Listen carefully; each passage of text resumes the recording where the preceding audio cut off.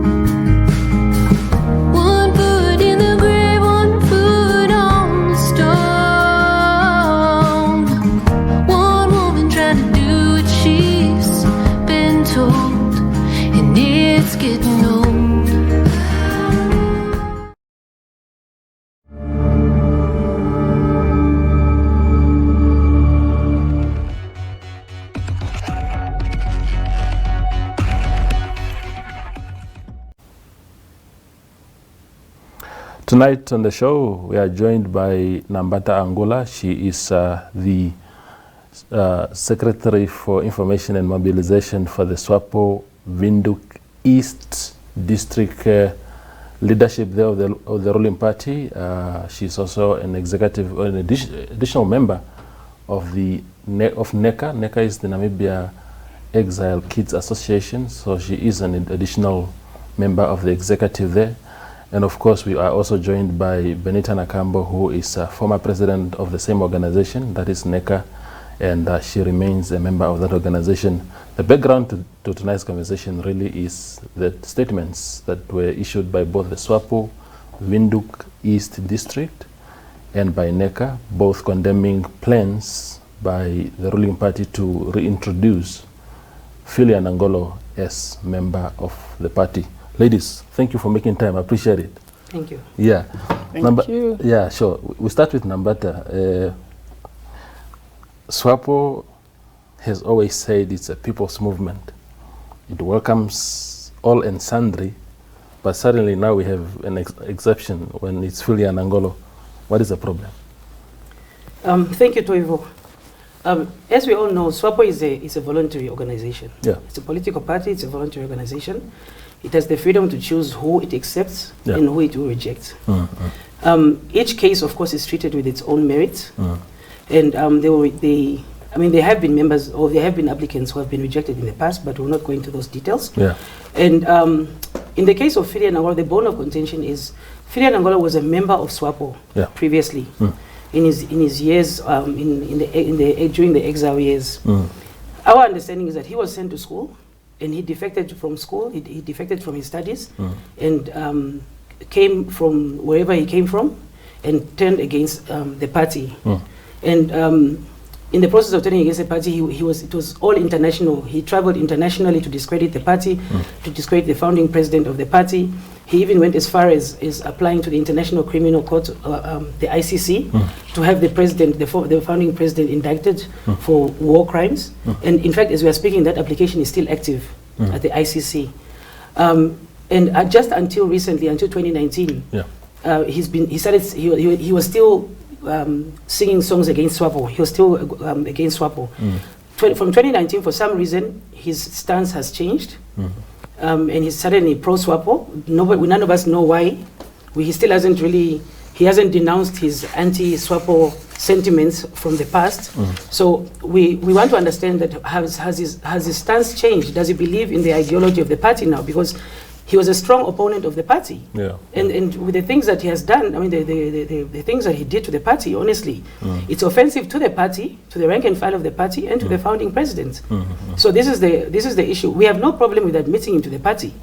The only thing is we want him to apologize, to issue a public apology to the party and to the president, the former president, or the founding president, sorry.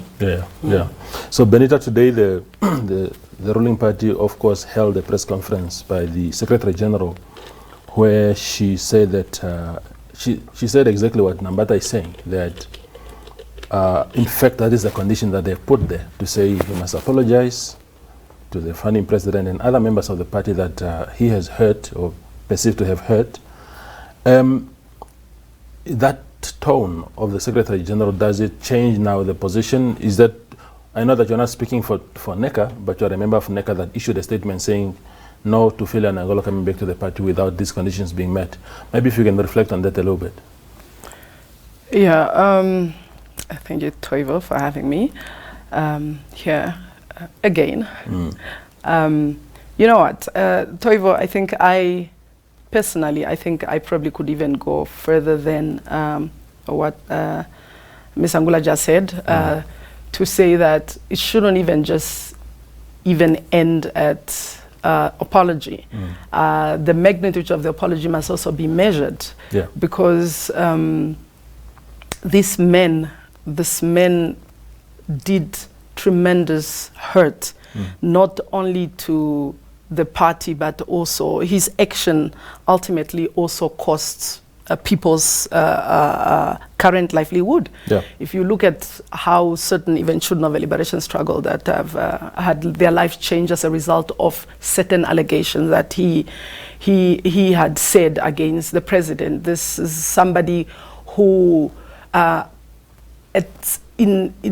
to a certain extent makes, accepts that in war certain things happen, but then, turns and say, but even though certain things happen, we shouldn't just accept it as collateral damage, but rather a certain individual must be prosecuted for this. You're being a hypocrite. If there is an element of understanding that sometimes people get hurt, in situations when they are at a certain place at the wrong time, shouldn't we then just accept at the national level whatever level of acceptance that we have agreed upon? Not to say that we are undermining those that have passed or undermining those that have survived these difficulties, just to say, can we find some sort of common level of acceptance so that we can now heal from there on.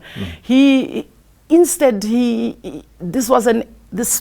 is an angry person who personalized and had vendetta against certain individuals. These three people, we are sure of the founding father, and I think the one from the military, Jesus Hawala, yes. So clearly he had personal vendettas against this, and for him now, like we said, like Nambata said, there's nothing wrong becoming a member of the institution again, or becoming a member of the party. We recognize that he joined SWAPO in 1974, something to that effect.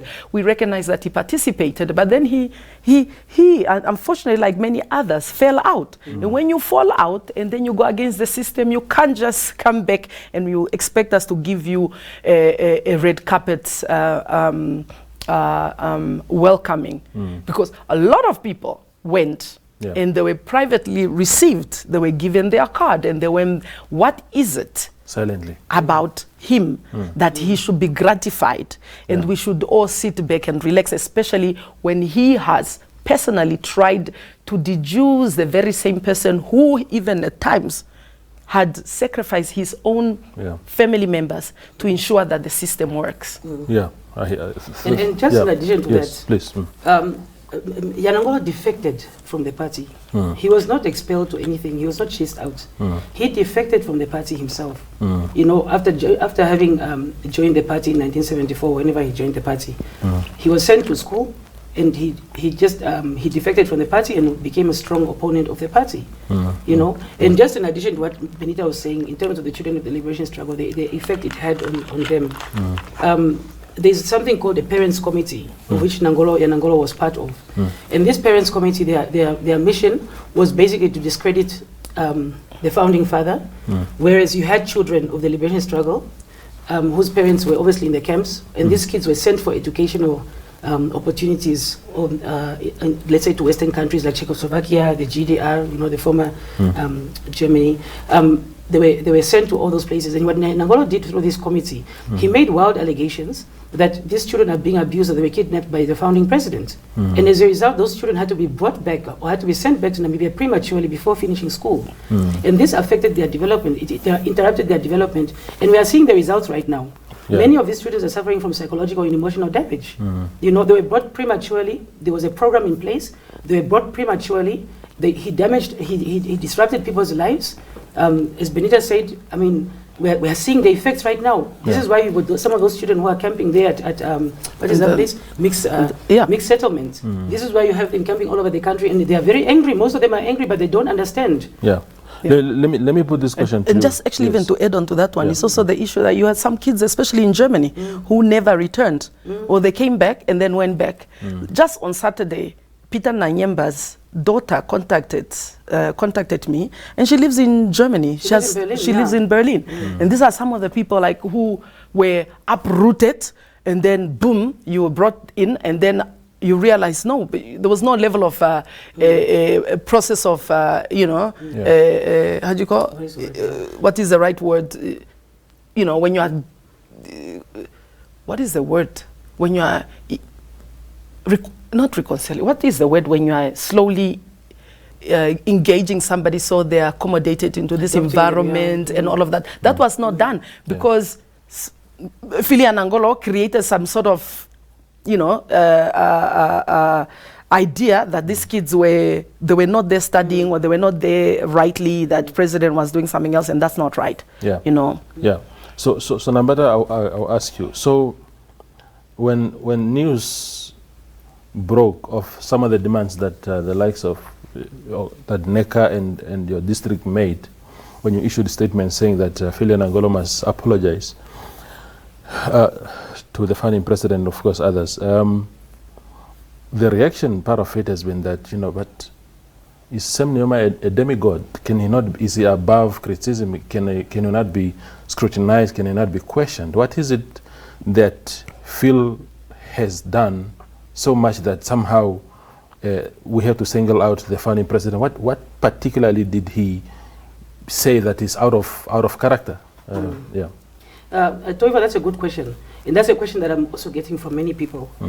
Sam Nujoma is not a demigod. I, for one, would not worship another human being. I worship my God in heaven based on my religious beliefs. And Sam Nujoma, he's a human being. He has made mistakes. And there were mistakes that were made in the war. But as Benita alluded to earlier on, there's something called collateral damage in the war. Yes. There will always be injuries and killings and damages in a war because as a result of a war. But Sam Nujoma is the leader of the Namibian Revolution. He was the leader of the Namibian Revolution. He was the founding president of the SWAPO party. And as a result of that, Philia Nangolo's allegations against him were meant to basically you know, disturb the whole mission of liberating Namibia. Because what he was doing, he was going all around the world, you know, making all sorts of allegations against the party itself and its founding president, and trying to turn the world against the SWAPO party, which was the liberation movement. You know, so for us, the fact that Nujoma led the revolution, he was attacking Nujoma. It was basically to cause confusion, you know, and to cause a distraction on the whole point of the liberation struggle. And if we didn't have strong comrades who were fighting also in the liberation struggle and who did not necessarily subscribe to Philia Nangolo's allegations and insults and all these remarks, whatever he did there, what was going to happen? We were going to be free. Was Namibia going to be free, or were we still going to be under a DTA rule? I hear you, but Benita, that's where I need to understand also. So it's not the first time that SWAPO is welcoming people that have previously been critics of the party. Katutere Kaura, for example, the former DTA president, has come up in this conversation in the past couple of days to say if the party could accept Katutere Kaura, who was a fierce critic of the party as DTA president at the time, and we all know the history of DTA, and even having to be appointed as advisor to the governor of Kunene. What makes the Phil case different? Toivo, I think there's a need for a certain action to happen. Yeah. Yeah. I, for one, I did not agree with that move at that time. But somehow, if you look at how SWAPO was performing in Kunene, it was also terrible. Perhaps he shouldn't have been the person in that time to pick. But anyways, SWAPO picking Mr. Kaura was, to a certain extent, not such a bad move, because ultimately he felt pressured within his party. You know, he needed to find some other home, and he did not come alone. He did not walk alone. He brought a constituency with him. He brought, you know, for the first time, I think at that time, SWAPO won in Kunene. There is something, there was a give and take in that relationship, you know, but with Comrade Philia Nangolo, there is nothing. You are not winning anything. In fact, how do you lose Tula, you know, with the majority of people? It's just for you to gain one single person who was a distractor. And also, very, very important, we need to be consistent. You see, this is the government of SWAPO. Yeah. You know, in the government of SWAPO previously, during the time when Pohamba was president, they also condemned the actions of Philia Nangolo. The unions that were affiliate also condemned the action of Philia Nangolo. Equally the same, the party itself. Now we're sitting here, maybe some few years, I think it was 2007, some few years later, we are glorifying, we want to give red carpet. Like we said, there's nothing wrong with people coming, but in the manner in which we are welcoming them, we want to glorify something. Founding Father is still alive, for goodness sake. This man is he's sitting there, and you have certain individual who feel the need, even without seeking the advice, proper advice from the masses. And that's one thing also we need to understand. The power does not lie with the 3 or 4 people that are sitting on top of the SWAPO seat. It lies with the masses. And if the masses do not appreciate some of these moves, then we need to understand. Yeah, Philia Nangolo does not bring anything on the table. Except distractions. We are busy here trying to reconstruct. We want the teams to move away so that we have one SWAPO. And in moving forward with one SWAPO, that does not equal to Philia Nangolo. Philia Nangolo will just distract everything and probably even avoid us from going anywhere. Yeah. So yeah, but that's where I want to pose also the question now to Nambata, to say, against the point that Benita is making of this one person not really bringing anything special to the party. In the papers today, Philia Nangolo said you are actually accepting or welcoming a giant who is coming to plow so much into the party. He listed a number of skills that he said are qualities that are probably deficient in a party, and he will bring them to the table.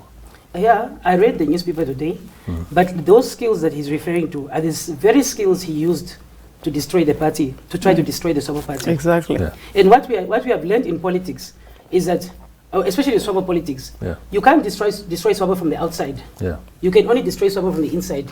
This goes back to the Nyamo notes. Yeah. This is why you had the RDP formed. You know, because they were trying to destroy SWAPO from the inside, but their agenda was caught. They caught onto their agenda. These notes were found, and as a result, those SWAPO members, those former SWAPO members, some who have returned, were expelled at the time.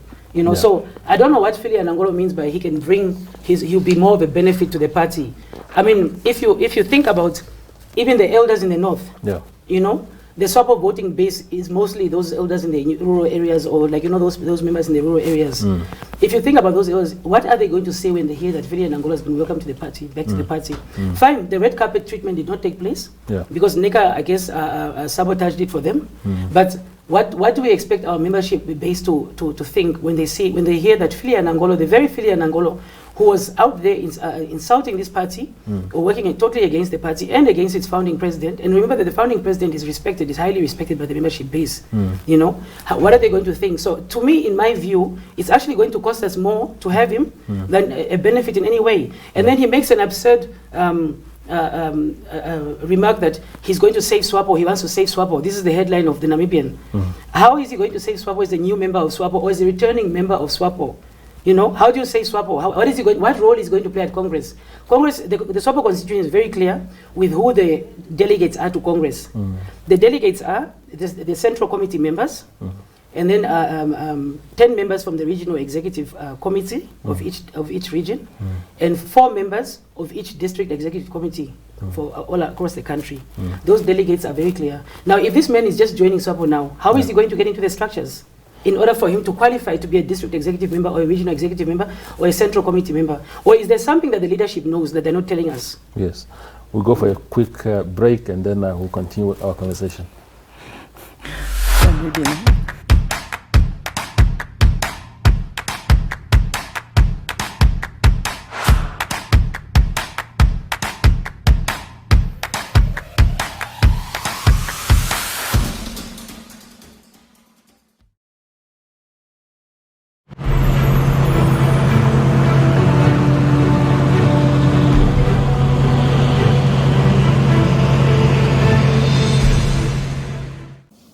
Good morning all. I'm Captain Philip Kwa. I'm the master of the AMB3. We have got the name, but it will be revealed next year. My role here as captain is basically to give guidance to everybody, to encourage everybody, to ensure that we've got our roles and responsibilities well set out for everybody. We've got targets to meet, to ensure that safety is priority, and always that we've got everybody's interest at heart. We've got shareholders that are also part and parcel of this whole setup. And basically this project, it was an idea that started a few years back. Now it's a reality. I went to Mangalia, Romania in the beginning of May to basically get the final phase of this project, to witness it and to also see that all the final touches as per the technical spec that we are actually having what we said we want. The trip down from Romania to here was very exciting. There were lots of challenges, new learnings, but the idea was to understand what the ship can do and for us to also get familiar with this new vessel. It's state of the art, and obviously with the newer technology that's here, the dynamic positioning system, that's also something that's going to help us to just achieve greater heights. We've had both teams that were on the ship with the idea to get to know each other as well, build a good team spirit, and also to have an understanding of the small issues that the ship is going to have, and also preparing the ship for this final stage in Cape Town with the other activities that were going to be done. With anything, there's always going to be a challenge. There were ups and downs. We had a bit of bad weather. But as sailors, that's what ships do. Ships were not designed to be in ports. They were designed to be out at sea.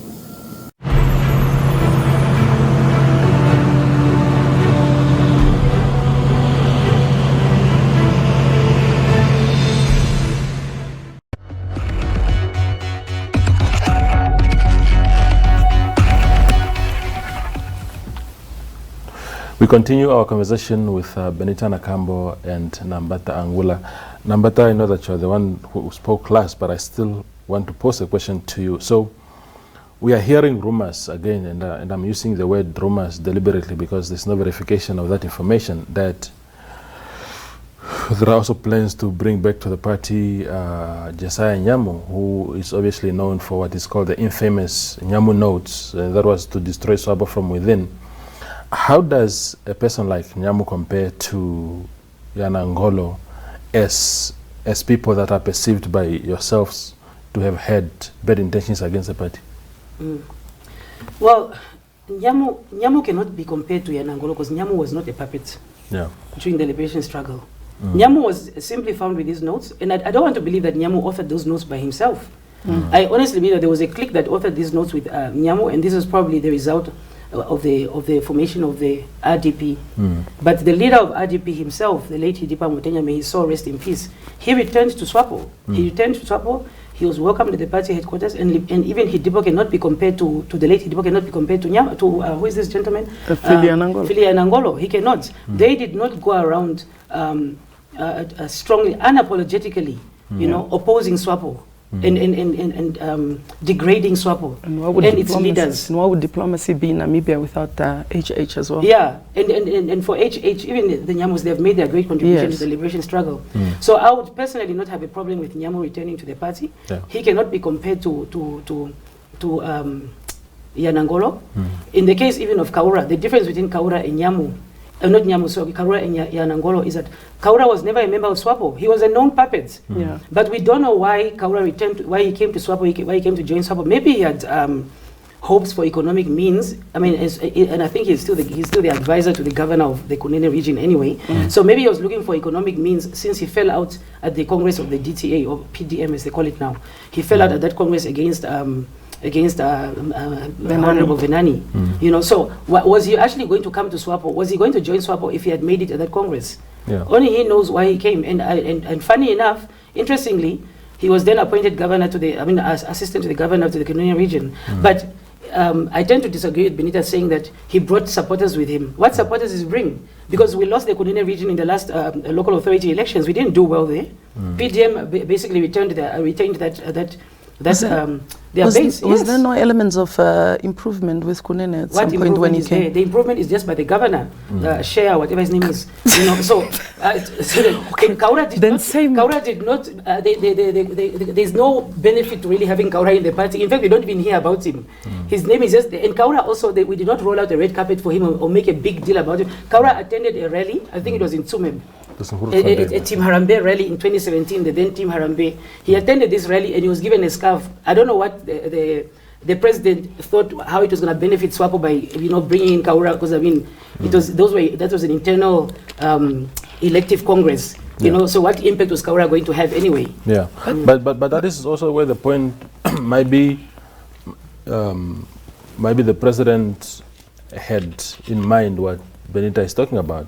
Maybe didn't materialize, but maybe the intention was to say, if we capture this very important opposition figure, he will bring with him his constituency and strengthen our party. Maybe that was the thinking, but obviously maybe the same he did with the Nudo lady. The same he did with the young parliamentarians. But unfortunately, because his ability to think, I think, is, you know, right, but the implementations and things getting off ground, because I think he works on emotions, I think, most of the time. I think let's credit the president with one thing. The president is a political scientist. Yes. He's really, he's good at that trade. Yeah. He's really good at that trade. Whether what he's doing is really good for the country, I cannot say I have my personal views on that. And like the appointment of the Nudo president to deputy minister of health, we all know why he did that, because SWAPO had just lost the 2/3 majority just by one seat. Yeah. So they're probably banking on her to add that vote. Now, going to the thing of this issue of the third term that we're talking about, that was mooted through these WhatsApp interactions, supposed WhatsApp interactions, which the SG is anyway denying. In order to get a third term as a country president, the constitution would have to be amended. Yes. And you need 2/3 of the National Assembly and the National Council to amend the constitution. Are we saying that is this Nudo lady, this Nudo member of parliament who's been appointed deputy minister, who gets her bread obviously from the SWAPO government, is she going to support that 2/3? No, but 2/3 wouldn't. Is she going to add on to that 2/3? It is. That's the constitution. Yeah, but the 2/3 wouldn't be. I don't think it's at national level that you would want the 2/3. No. But the question is now, okay, since it's not at national level, Benita, if even it's a party level, because as the SG mentioned this morning in her press conference, she said the SWAPO party constitution does not dictate the number of terms that you can stand for in terms of the presidency of the party itself. Okay. So let's just say next year he stands and he wins. Then he would actually really be in his second term. Yeah. Because remember, he was first an acting president. Yes. And then he became the president, the substantive president in 2017. And then if he runs again next year, 2022, he becomes he goes into his second term. Yeah. Yes. But then this is the same man or the same president who said, with all due respect, who said in 2017 during the Congress, during the campaigns of the Congress, that we must avoid two centers of power. And so, meaning, if he becomes a SWAPO president next year, and the constitution of the country is not amended, whoever is going to run for presidency, there are going to be two presidents then. If it's still SWAPO that wins the elections in 2024, yes, then there will still be two centers of power. I hear you. But now you're bringing me to the subject exactly that I wanted to talk to you ladies about. Benita, is this opposition to Philia Nangolo, of course he's talking about the, saving the party, meaning that he's not just going to be an ordinary member of the party if he was to be accepted. He seemed to have a clear plan of what he's going to do, even if he's an ordinary member of the party, to influence party decisions and party outcomes. So I put this question to you then to say, this whole things about NECA saying no to Philia Nangolo, the SWAPO Windhoek East district saying no to Philia Nangolo, is this a principled position, or is it linked to internal party battles, factional fights? In your view, of course. In my view, it is principle. I think it's a principled decision. I think NECA as an organization for children of the liberation struggle, and probably even also speaking indirectly for the parents, the veterans of the liberation struggle, and also indirectly also probably speaking for the non-existent or no more inexistent military wing of the SWAPO party. They are speaking in principle for because the legacy, what we want to see is, we want the legacy of the party to continue. We want the institutions to outlive us. Yes. Power of this institution should not be with individual, but with the institutions. How is it possible that if you are in Europe, you have generational wealth, generational society, generational institutions, but legacy. Us in Africa, we cannot do that. Every time something, just when it's about to take ground, then all of a sudden somebody comes and ruined it, and then we must now step aside and go rebuild. And in this rebuild, that's where the external enemy somehow finds a way to come into the country. And that's why, if I was asking somebody the other day, and I said, if you look at Epangelo mining, how much percentage does government have through Epangelo mining shares in the mines? Who owns 10%. The mine? Who owns, the other day was in Oranjemund, and we're looking at the environmental impact of the miners. Who is concerned about the health of this person when they are 60 years old? Are we really focusing on real issues that are progressive for us as citizens? Are we merely busy made to engage on unnecessary small little things because some external forces are busy, taking over the country? You see, so these things that we are doing, we're doing it on principle. If you look at the SWAPO philosophy anyways, which build on the ideals of freedom, solidarity and justice, that explains to you from where we are coming from. We also coming from the directions of, as children of the liberation struggle and even freedom fighters, that, we were going to sacrifice anything, and everything for this country. And as such, we cannot allow certain individual to come and tarnish everything that certain individual died for. You have Heroes Acres. You have probably unnamed or unmarked graves in Angola and Zambia and elsewhere even in this country.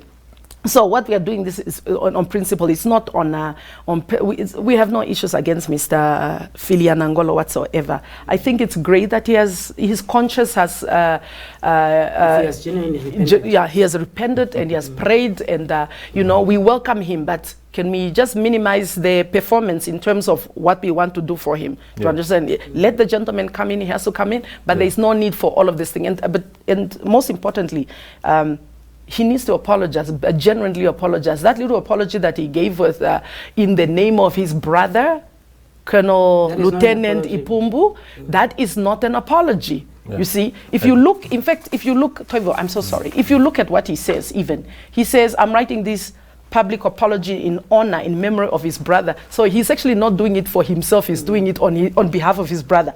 And then he says, those who killed or caused to disappear with trace by our own, so you're still our own plan fighter. So you're still blaming. And then at some point he says, but I forgive them, those who have killed Lieutenant Ipumbu and many others. This is personal. To understand, this is personal. But then again, if you go back to the SWAPO, you know, if you look at the SWAPO manifesto, it says, we in SWAPO have fought for decades and been imprisoned for the noble cause of putting an end to the denial of our people's democratic right. Thousands of SWAPO members have laid down their lives so that the oppressed majority of society can have freedom. Such supreme sacrifice for the welfare of others is the highest expression of solidarity. SWAPO wants to see all sections of our people working in solidarity to attain objectives that are common to the whole society, not to individuals. I hear you. So the that is very clear. I have not seen the apology. I don't know if it's from him, because the Secretary General said today that the party has not seen any apology from Mr. Nangolo. So I do not know. So were they going to have a press conference? So if NECA and others have not condemned, were they going to have a press conference before there was even an apology? Is that what you're saying? Because this invitation was made over the weekend. No, the understanding was that he was going to come and issue a public apology at the same time. This media release that was released, I think, on Friday or Saturday, which was not signed by the Secretary of Information. So was somebody going to decide now, depending on the magnitude of the apology there, we will sign off his card or not? According to the Secretary General, the Politburo and the Central Committee resolved that he must issue a public apology to the SWAPO Party and to the founding president before he can be admitted to the SWAPO Party or his membership card can be signed. But what the Secretary General said this morning, and I commend her for it, what she said this morning is that we're not going to sign that card until he issues that apology, the public apology. Yeah, but Mr. Philia Nangolo has indicated that he does not see the need to issue an apology. Yes. Then I guess there's no card. He's not going to get a card. There should be no card. Yes. No, look, of course, that is what the party is saying. It's saying it's a prerequisite.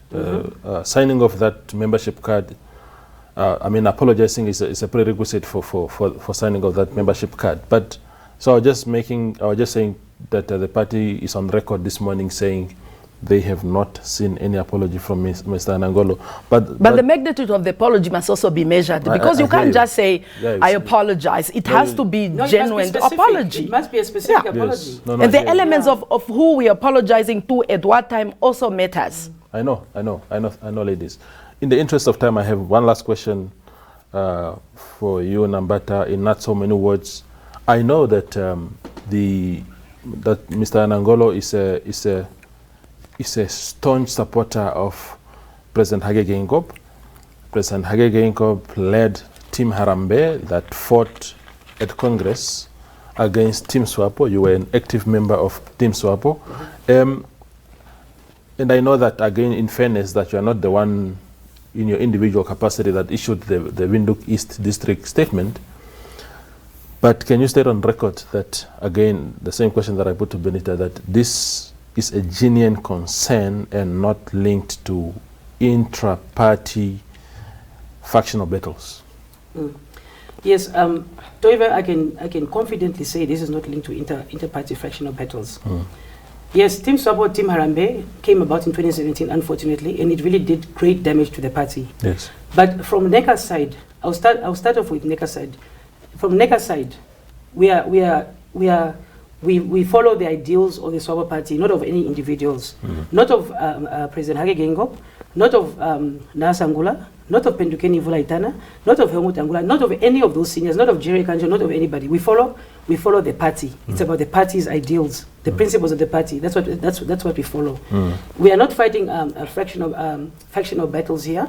We are concerned about preserving the party and defending the Namibian liberation. That's what we are concerned about. This is why we issued that press release. From the Windhoek East side, it's the same. The Windhoek East side, we are governed by the party's legal instruments, by the constitution and the rules and the procedures of the party and the political program of the party and the manifesto of the party. This is not about individuals. Windhoek East is on record. Even the Secretary General can attest to this, he can confirm this. We are on record of even inviting the Secretary General to Windhoek East. It happened a couple of months ago. I don't recall when it was, but it was earlier this year, where we invited her to Windhoek East to engage with her as a district executive committee to raise our concerns with the state of the party. Because when you have got leaders where you've got leaders where there's all this bickering amongst the leaders, you know, then when the elephants fight, who suffers? It's the grass, you know. And in Windhoek East in particular, one of the reasons why we also reacted is we are concerned because we lost Windhoek East in the last elections to the Independent Patriots for Change, IPC, Dr. Itola's party. We lost against the party, and now we're sitting and we're asking ourselves, how are we going to gain back the party if our leaders continue doing what they are doing right now, which caused us to lose? You know, we are in denial in the party. We are not looking at fixing things in the party. There was a post-mortem conference that was held, and instead of inviting all the parties to the table, all the parties concerned that brought us to where we are today, being both sides, both teams, Team Harambee and Team SWAPO, they had a whole big fight. My understanding is that they had a whole big fight 72 hours before that post-mortem, where they were deciding, we're not going to invite those Team SWAPO people because they're just bitter, they're just angry. And this side, Team Harambee decided that no, they're going to listen to themselves. And they're just going to basically praise themselves and say, we didn't do anything wrong. Those people are just bitter. You know, we need to stop with that bitter narrative, because in the process of this bitter narrative or just bashing each other, we're destroying the party. So this is why we wrote that press statement last night. Yes. And another concern that I would just like to raise while I have the floor is that our leaders need to understand that their interactions on social media are not private. Now, the SG today denied that she interacted with Comrade Katrina Hanse-Imarwa. She denied that she interacted with her, but Comrade Katrina confirmed it in the Namibian Sun of today, that they did have an interaction, you know? And some of those things that were raised in that interaction are very concerning. Those are not things you put in writing, talking about a third term, which is unconstitutional anyway, talking about how whoever doesn't defend the president for a third term is going to be considered tribal. And we all know that the president's campaign, especially in 2012, was driven on tribal cards, where we had the late Kazenambo Meiso, rest in peace, declaring that we want a non-Vambo president. Where has it brought us today? We are playing around with this word, with these tribal connotations. We are playing around with them, and we are not realizing the impact or the effect of tribalism. Rwanda is just a good example. They are only repairing themselves now after going through tribal wars. You know, tribal killings, genocides, for goodness sake. But we don't understand the seriousness of it. I hear you. Ladies, the time is done. But thank you very much for coming through. Thank you for the very brave and candid views. I wish we had more time to discuss further, but we appreciate your time, both of you. Oh, thank you. Thank you very much. That is Benita Nakambo and Nambata Angula on the Evening Review tonight. Thank you for watching.